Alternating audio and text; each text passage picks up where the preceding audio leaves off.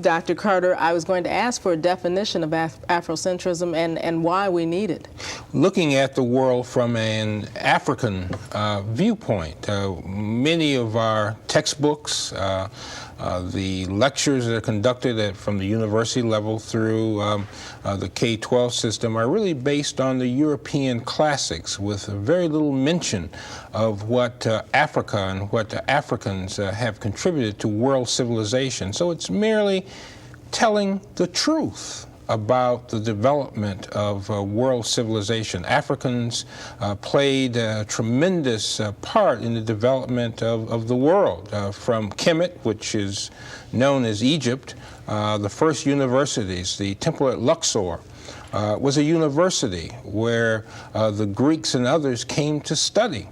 And so many times, we are told that democracy was born in Greece. Well, that's not quite true. Or that mathematics came from Greece. Well, that's not true either. Even before them. Oh, yeah. I mean, these African scholars, black African scholars in Egypt, were teaching 3,000 years ago. And not those fair Egyptians that we see in the textbooks sometimes. Well, not the Liz Taylors of the world. I mean, that's not it's not a good representation of the Egyptian life and culture. So when we do complete that story, because that's what it really is just telling the complete history, Dr. Lewis, how does that translate in terms of self-esteem? It has a tremendous impact on self-esteem. For an example, I was just telling a group last week at Macomb Community College, there's a word in the dictionary that's called negrophobia. And it means a tremendous hatred toward or a strong dislike of African descent people and African people.